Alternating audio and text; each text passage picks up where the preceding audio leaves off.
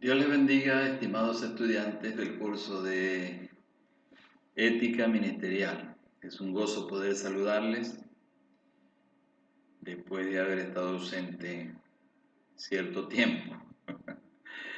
Ciertamente, hermano, no me comunico mucho con ustedes debido, como saben, a otras ocupaciones que tengo. Pero aquí estamos, mis hermanos, para seguir adelante con el curso. Siempre estoy viendo en el aula virtual sus participaciones en los foros y estoy recibiendo sus tareas en estos días. He recibido algunas de sus tareas por mi correo electrónico y otras pues allí en la plataforma virtual, en el aula virtual. Entonces, vamos a esta semana tenemos el tema de la vida congregacional del ministro. Es un tema también sumamente importante y yo quisiera hacerles una pequeña introducción a este tema que vamos a estar estudiando esta semana. Ustedes van a estar esta semana también preparando un informe de lectura reflexiva como el que hicieron la semana pasada, en la segunda semana. Este tipo de informe es un poquito más sencillo, requiere tal vez menos trabajo, pero desde luego requiere completar su lectura, ¿no?, asignada para la semana. Entonces vamos a ver, hermanos, esta semana estamos estudiando la unidad 3 y la unidad 4. Primero ver la vida congregacional del ministro, ¿verdad? Y luego ver la relación del ministro con otros ministros, con otros pastores. Tenemos una cita allí del libro de Ética Ministerial de Truly Carter para iniciar. Dice: las relaciones son más importantes en el ministerio que en cualquier otra profesión. Y eso, hermanos, es muy cierto, ¿no? En el ministerio, en el pastorado, son muy importantes las relaciones y debemos cuidarlas mucho, las relaciones interpersonales, ¿verdad? Son sumamente importantes. De tal manera que deben desarrollarse buenas relaciones entre el ministro y su congregación. Eso tienen ustedes que aprenderlo, cuán importante es llevar buenas relaciones entre el ministro y la congregación, porque a veces se da, hermanos, que hay pastores conflictivos, ¿verdad? Así como hay juntas de iglesias conflictivas, hay hermanos conflictivos, a veces hay pastores que son el origen de los conflictos en la iglesia, los mismos pastores. Entonces, la palabra del Señor dice que el siervo de Dios no debe ser contencioso, sino amable con todos. Nosotros como pastores debemos dar el ejemplo en cuanto a las relaciones interpersonales en la iglesia. Debemos ser amables, debemos ser pacientes, debemos ser tolerantes, ¿verdad? Encarnar ese carácter de Cristo, el carácter de siervo, hermanos, y en algunas oportunidades tocará también recibir, como ya los que son pastores, que somos pastores ya sabemos de esa experiencia, recibir a veces humillaciones, recibir malos tratos y aceptarlos, hermanos, con un carácter abnegado, sabiendo que Dios es el que hace justicia, ¿no? No tomar nosotros la justicia en nuestras manos, sino siempre ser perdonadores, siempre ser misericordiosos con nuestros hermanos en la congregación, porque siempre, hermanos, se van a presentar conflictos de autoridad, conflictos de opiniones, pero tenemos que aprender eso, ¿no? Cuán importante es mantener ese carácter de siervo nosotros. También es importante que el ministro cultive las relaciones, conocer a los miembros de la congregación personalmente, compartir con ellos experiencia de la vida. Eso ayuda a edificar buenas relaciones. Entonces, a medida que vamos avanzando en una congregación, a medida que pasan los años, nosotros vamos estableciendo relaciones más firmes con los miembros de la iglesia. Ya llega un momento, hermano, en que tanto el cariño, tanto el aprecio que nos tienen, ¿verdad? Que a veces dejarles duele profundamente, tanto para uno como para ellos. A mí me ha tocado separarme en algunas ocasiones de las congregaciones porque he tenido que ir a otro campo, a otro trabajo. El Señor me ha llamado a otras actividades en la obra y ha sido bastante duro, bastante difícil la separación, ¿no? Bastante difícil. Pero bueno, son gajes del oficio, hermanos, y ya ustedes tendrán esa experiencia, ¿no? Próximo año salen a su práctica ministerial y van a ir a un campo de trabajo, a una congregación. Allí la gente les va a empezar a agarrar cariño, ustedes van a empezar a agarrarle cariño, aprecio a la gente y van a poder establecer esas relaciones tan hermosas que se establecen entre el pastor y la congregación. Hay que cultivar esas relaciones, hermanos, con la junta de la iglesia, con los líderes, con cada familia de la iglesia, ¿verdad? A medida que se les va visitando, que se les va apoyando en sus necesidades, se van estableciendo esas relaciones tan hermosas. Otra cosa que vamos a estudiar esta semana, hermanos, son los modelos para el ministerio. Los modelos para el ministerio. Entonces tenemos 4 modelos básicos que nos menciona el libro de ética ministerial y los vamos a estar repasando brevemente en esta introducción. En primer lugar tenemos el modelo de jefe ejecutivo. Este es el modelo de un gerente de empresa. Es el que hace que las cosas sucedan, no importa lo que cueste. Este jefe ejecutivo se olvida de que fue llamado a ser siervo, ¿verdad? Entonces, administra la iglesia como una empresa y muchas veces presiona, muchas veces coacciona, muchas veces obliga para que las cosas sucedan en la iglesia, ¿no? Cueste lo que cueste, como dice allí el autor. Ese es el primer modelo. Algunos pastores pues se identifican con este modelo de jefe ejecutivo, creen que la iglesia es como una empresa secular. Tenemos también el modelo de dictador político, así como tipo Chávez en Venezuela, ¿verdad? Dictador político, es autoritario, así como tipo Maduro. Hablaba de Chávez, ya Chávez murió, de Maduro, Venezuela. Este es el tipo de pastor que expresa sus deseos en términos de la voluntad de Dios o la revelación que Dios le ha dado a él, ¿verdad? Pero que en realidad lo que él ordena, ¿verdad? Sale de sí mismo y no es algo que Dios le haya mandado a hacer. Entonces ejerce la autoridad dando órdenes, no persuadiendo a la gente. Es autoritario, porque hay una diferencia entre autoritarismo y autoridad. Es diferente. El autoritarismo es por la fuerza, por la coacción, por la presión. Pero la autoridad, ya veremos que la autoridad es diferente, ¿no? La autoridad es diferente. Este es el modelo de dictador político. Algunos pastores se identifican con este tipo de modelo, ¿no? Son el mandamás en la iglesia, el cacique, el jefe, ¿verdad? Y todos tienen que obedecer a esta persona. Tenemos el modelo del asalariado que menciona Juan capítulo 10, versículos 11 al 13, cuando Jesús habla del asalariado, que no le duelen las ovejas, entonces cuando ve venir al lobo, huye y deja las ovejas indefensas a merced del lobo. Es la persona que trabaja por un salario, ¿verdad? No por amor a la obra, sino por un salario, por un sueldo.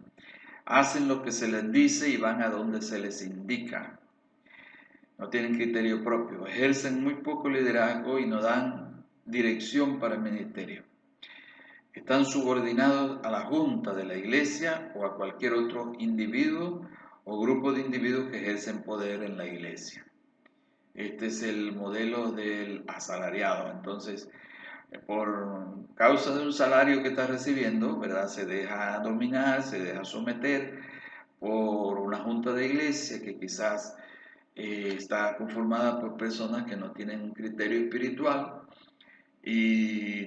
o se deja dominar por la persona que más diezma en la iglesia, obedece a los criterios o las decisiones de esa persona por el simple hecho de que es el principal diezmador en la iglesia, ¿no?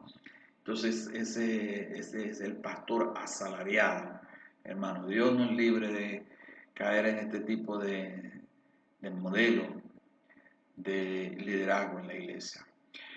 Por último, veamos el modelo de siervo, es el modelo que dio nuestro Señor Jesucristo, ¿verdad? En varios pasajes, como aparece allí en Mateo 20, 28, dice que el Hijo del Hombre no vino para ser servido, sino para servir. En Juan 13, 1 al 17, cuando nos habla de que el Señor tomó una toalla, tomó un balde de agua y comenzó a lavar los pies de los discípulos la noche de la última cena, ¿verdad? Con ellos la Pascua, él comenzó a lavarle. Era un trabajo que hacían solamente los sirvientes, los esclavos, cuando llegaba el visitante a la casa, cuando llegaba el amo, los esclavos iban y le lavaban amorosamente los pies a esa persona. Era un trabajo servil. Y entonces ese trabajo, ese oficio lo hizo el Señor Jesucristo aquella maravillosa noche de la última cena, cuando se despidió de sus discípulos, y ahí les dio el ejemplo, ¿verdad? Recuerden que Pedro no quería que el Señor le lavara los pies, ¿verdad? Por su orgullo, por su arrogancia, para él era inaceptable que el Señor se rebajara a lavarle los pies a él, ¿no? Pero el Señor le indicó que lo que él estaba haciendo en ese momento, ellos no lo entendían en ese momento, sino que lo entenderían después, ¿verdad? Y allí le dio el ejemplo el Señor de servicio. Filipenses 2:7 también es otro pasaje donde Pablo nos habla de cómo el Señor Jesucristo, habiendo sido en forma de Dios, igual a Dios, dice que se despojó a sí mismo, se vació de su gloria, se hizo hombre, se hizo carne humana, se humilló hasta lo sumo, ¿verdad? Haciéndose obediente hasta la muerte y muerte de cruz, dice la palabra del Señor. Entonces, ese es el pasaje de Filipenses 2:7. Esos pasajes nos hablan de Jesús, ¿verdad? Como el modelo de siervo. Ese modelo de siervo responde a las necesidades de la gente, tiene sensibilidad, tiene compasión. Recuerden también cuando el Evangelio dice que el Señor Jesucristo vio a las multitudes, las vio con compasión, dice, como ovejas que no tenían pastor, ¿verdad? Y Él las miró con compasión, con misericordia, se compadeció de ellas, de las multitudes, ¿no? Ese es el corazón del siervo, el corazón que el Padre nos manda a nosotros a tener como pastores, como siervos de Dios. Este modelo de siervo responde a la dirección de Dios y a la guía del Espíritu Santo. Es decir, se fundamenta en la comunión con Dios, en la intimidad con Dios, en la oración, en la palabra de Dios, en los fundamentos bíblicos. Entonces no es un pastor o un ministro que se está moviendo en lo carnal, ¿verdad? Sino que está siendo movido por el Espíritu Santo. Qué hermoso es el modelo de siervo del Señor, ¿verdad? Ojalá que cada uno de nosotros, mis queridos estudiantes, podamos encarnar en nuestro ministerio ese modelo del Señor, teniendo un carácter manso, ¿verdad? Como el Señor, siendo humildes, siendo sencillos, siendo pacientes, siendo amables con todas las personas, siendo corteses, que la gente pueda poder acceder a nosotros, hermanos, ¿verdad? Porque nosotros no somos, como dicen, la última Coca-Cola del desierto, ¿verdad? Sino que nosotros somos, como siervos de Dios, debemos ser gente accesible, ¿no? A las personas, y mayormente a las personas necesitadas de una palabra, necesitadas de un consejo, necesitadas de un apoyo, como siempre los miembros de la iglesia buscan en su pastor. Muy bien, sigamos adelante, hermano. Están entonces también los deberes ministeriales mencionados allí en el libro de ética ministerial. Tenemos la predicación, la enseñanza, la administración, la consejería, la visitación, la administración de los sacramentos y la asistencia o el apoyo en los funerales, tan importante, ¿verdad? En todas estas cosas, en toda esta lista, hermanos, hay un componente ético, ¿verdad? Hay un componente ético. Todo tiene que ver con la ética ministerial. Por ejemplo, la predicación. La predicación, mis hermanos, tiene su parte ética. ¿Cuál es la parte ética de la predicación? Bueno, el ministro tiene que prepararse integralmente, tiene que estar preparado para la predicación, de manera que él pueda predicar en plena conciencia de que lo que está haciendo, lo que está diciendo, que está compartiendo con la congregación, es la palabra de Dios, que se ha preparado debidamente, intelectualmente y espiritualmente para poder compartir de un modo ético la predicación de la palabra del Señor. Cuando no nos preparamos, cuando lo hacemos descuidadamente, ¿verdad? Con negligencia, la predicación, eso es una falta de ética del ministro, del pastor. Entonces allí tiene un componente ético, ¿verdad? Y debe predicar todo el consejo de Dios, hermano, no dejar absolutamente nada sin él exponerlo a la congregación, ¿verdad? Todo el consejo de Dios, aunque el consejo de Dios muchas veces molesta a alguna persona o algún grupo de miembros, familia de la iglesia, ¿verdad? El pastor está en el deber de predicar con integridad, de una manera ética. También está la enseñanza, ¿verdad? En la enseñanza tiene que ser veraz, tiene que ser también igual que en la predicación, tiene que tener integridad el pastor en la enseñanza, ¿verdad? Primero para tener un conocimiento adecuado de la palabra de Dios, de la doctrina, una preparación, hermano. Cuán importante que nosotros le damos énfasis a la educación, ¿verdad? Ministerial dentro de la iglesia del Nazareno, pero no así en otras denominaciones. Están opuestos a que una persona vaya al seminario y se prepare bíblica, teológicamente, ¿no? Dicen que solamente tiene que leer la Biblia, orar y ayunar, lo que llaman el Instituto BOA, Biblia, oración y ayuno, pero descartan de que la persona se prepare en una institución teológica. Entonces nosotros sabemos, hermanos, que esto es parte de nuestra ética ministerial, una buena preparación. En tercer lugar, tenemos la administración. Una de las funciones principales que hace el pastor es la de administrar. Entonces, el pastor es un administrador por excelencia, es un mayordomo de los bienes de Dios. Él está encargado básicamente de velar por los bienes de la iglesia, es el principal responsable de las finanzas. El manual de la iglesia nazareno dice que el pastor es el principal responsable de las finanzas. Y el pastor, de acuerdo al manual de nuestra iglesia, hermanos, el pastor no debe administrar él directamente fondos de la iglesia, tampoco su esposa puede ser tesorera de la iglesia, ¿verdad? Ni un miembro de la familia cercano. En lo posible evitar que la familia pastoral, el pastor pueda tener el manejo de los fondos de la iglesia. Sí, él está para dar dirección, para aconsejar al momento de administrar los fondos de la iglesia, para dar la pauta como principal responsable, pero no es ético que el pastor él mismo se cobre y se dé el vuelto, como dicen, ¿no? Sino que el pastor debe, hermanos, delegar a otras personas para la administración de la finanza.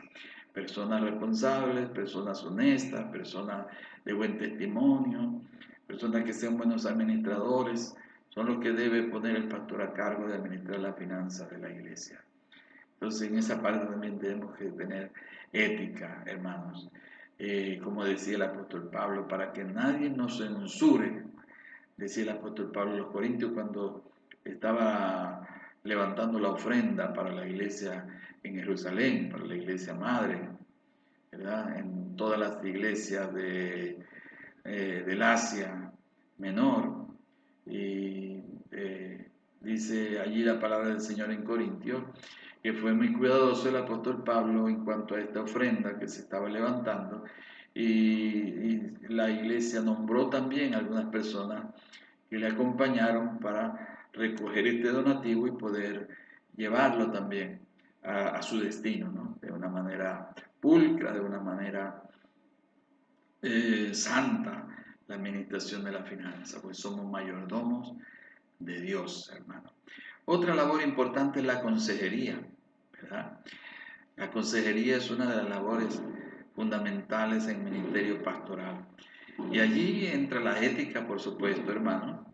Primero la confidencialidad, ¿no? Que cualquier cosa que las personas, los miembros de la iglesia, los feligreses lo manifiesten en confianza, en intimidad, nosotros no podemos estársela revelando a terceras personas. Yo he acostumbrado, hermanos, en mi ministerio que las cosas delicadas, cosas así confidenciales, ni siquiera a mi esposa he compartido, ¿no? Solo en algunos casos extremados que ha sido necesario de poder compartir con ella. Pero uno como pastor tiene que tener esa ética, hermano, para no andar revelando las cosas que las personas en la consejería pastoral le revelan. En otros lugares, en otros contextos, hay leyes que prohíben el asunto, ¿no?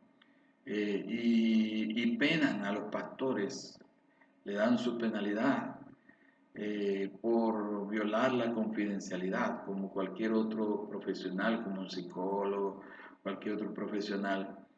El pastor está obligado por las leyes también, ¿no? Las leyes seculares.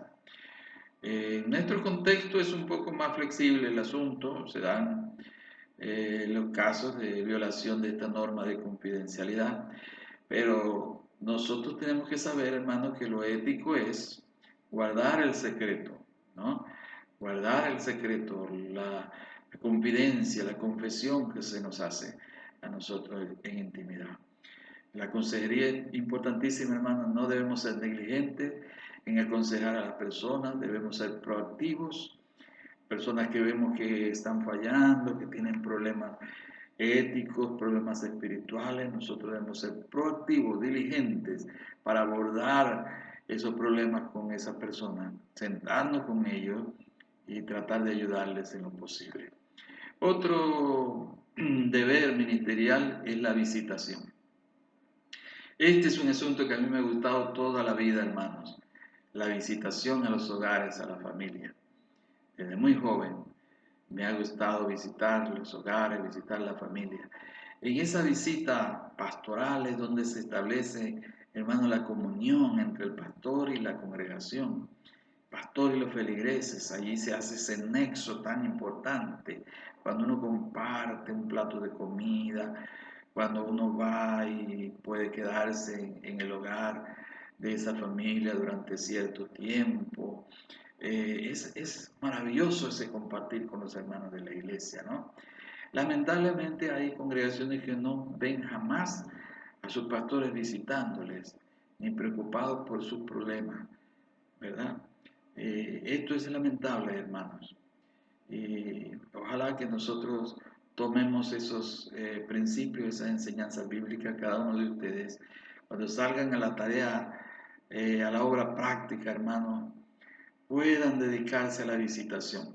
Yo he acostumbrado siempre hacer citas, establecer citas con las familias, ¿verdad? Ir a lo largo del año, ir visitándolas, tratando de ir visitando los hogares. Entonces, en los domingos, siempre, en los tiempos que me ha tocado pastorear, he hecho citas con la familia para visitarle en un día determinado de la semana, a una hora determinada, para que ya ellos sepan y no caerles así de sorpresa. Y de común acuerdo, entonces establecemos una fecha, establecemos una hora, ellos invitan a uno a comer, y a uno le va creciendo la panza poco a poco. Dice que un pastor sin panza genera desconfianza. Dice un lema por allí, un refrán. Un pastor sin panza genera desconfianza. Esa pancita va creciendo poco a poco en la medida en que vamos compartiendo con la congregación. Muy bien, mis hermanos, avanzamos, hermanos, porque el tiempo es bastante corto. Está también la administración de los sacramentos, ¿verdad? Cuán importante la administración de las bodas, administración del bautismo, es algo que el pastor está en el deber de realizar, ¿verdad?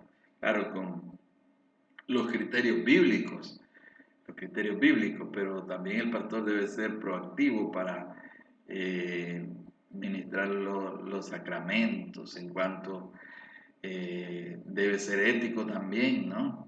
No casar a cualquiera y no bautizar a cualquiera, sino tener la justificación bíblica para poder administrar los sacramentos, administrar la Santa Cena del Señor, ¿verdad? Que es tan importante en la iglesia. No hacerlo de año en año, la Santa Cena, hermanos. Bíblicamente los creyentes primitivos cada semana, el primer día de la semana, el día domingo, ellos compartían el pan, como dice la palabra del Señor. Nosotros hemos caído en esa rutina o descuido de celebrar la Santa Cena de tiempo en tiempo, ¿verdad? Ojalá que ya cuando se regrese al tiempo de los cultos presenciales, las iglesias puedan. Yo creo que lo primero que debería hacer una iglesia, regresando al culto presencial, es realizar una santa cena con los hermanos. Qué hermoso, hermano. También tenemos los funerales, ¿no? Funerales. En todo esto hay que ser ético, hermanos. Hay que ser ético, hay que ser sabio, hay que ser cuidadoso en el acompañamiento a los familiares, ¿no? Y no hay que ser a veces imprudente también en nuestros comentarios, en las cosas que hacemos. Respetar siempre a la familia, ¿no? Lo que la familia decide en cuanto al difunto, qué hacer, porque a veces hay familiares de los hermanos que mueren, pero no parten en el Señor, y los hermanos quieren que uno les haga el servicio funerario, pero también hay otros familiares que quieren traer al cura católico, ¿verdad? Entonces se genera ese conflicto, hermano. Nosotros tenemos que ser cuidadosos y sabios en este tipo de problemáticas, ¿no? Siempre actuar éticamente. Bueno, son cositas muy importantes que nosotros tenemos que ir manejando, ir aprendiendo, hermano, a medida que pasa el tiempo. Vemos la unidad 4 se titula El ministro y sus decisiones éticas, relaciones con otros ministros. También es importantísimo, hermanos, las relaciones con otros ministros, con otros pastores. Dice un autor, somos llamados a estimular y afirmar, no denigrar la labor de otros pastores. Repito, hermano, somos llamados a estimular y afirmar, no denigrar la labor de otros pastores. Es muy importante la consideración que nosotros tengamos hacia nuestros colegas en el ministerio. En una comunidad, generalmente hay varias iglesias evangélicas de diferentes confesiones. Está la iglesia del Nazareno, pero también está la Misionera Mundial, o también está iglesias pentecostales libres, están asambleas de Dios. Nosotros tenemos que ser considerados por nuestros colegas en el ministerio, respetarles su doctrina, las prácticas de su iglesia, hermanos, ser éticos en cuanto a esto, ¿no? Eso es muy importante. No estar hablando mal de nuestros colegas pastores de otras denominaciones, criticándoles, sino aplicar siempre los principios de la ética cristiana, mis hermanos. También está el asunto del proselitismo, robo de ovejas, ¿no? Que también se ve actualmente, hermano. No es aceptable para un ministro cristiano el robo de ovejas, ¿verdad? De otro redil. Tenemos que tener cuidado cuando una persona quiere venir a nuestra iglesia, viene de otra iglesia, ¿verdad? Tenemos que nosotros ser éticos. Cuando viene una persona de otra denominación a nuestra iglesia queriendo que le recibamos en la membresía, lo primero que tenemos que hacer es participar inmediatamente al otro pastor o a la otra iglesia y ver las condiciones en que ese hermano viene o esa hermana viene, ¿verdad? Siempre pedir una carta de membresía, siempre pedir el testimonio del otro pastor, de dónde viene, para saber, porque a veces las personas salen en conflicto en su iglesia local y se van para otra congregación. Hay que tener cuidado, hermano, con eso. Como pastores, hermanos, nosotros debemos siempre conocer a los pastores de nuestra comunidad, ¿verdad? Tener amistad con ellos.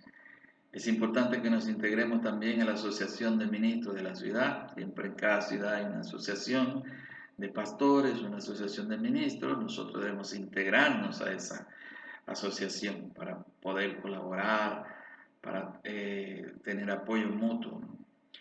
Responder a las necesidades de otros ministros sin importar la denominación, si un pastor está enfermo, si un pastor está carente de recursos, está necesitado, nosotros estamos llamados como siervos de Dios a apoyar.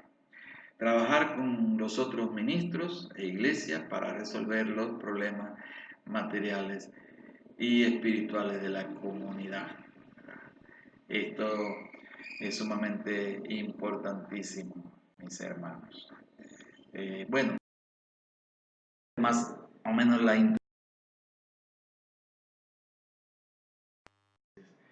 mis hermanos, les animo a seguir estudiando con dedicación. Yo sé que ustedes son buenos estudiantes y que a pesar de que tenemos esta limitación, que no tenemos las clases presenciales, pero que ustedes, como son siervos y siervas del Señor éticos, ¿verdad? Ustedes están realizando sus tareas de una manera ética, están haciendo sus lecturas, están cumpliendo con todas las asignaciones, ¿verdad? de la materia. Muy bien, mis hermanos.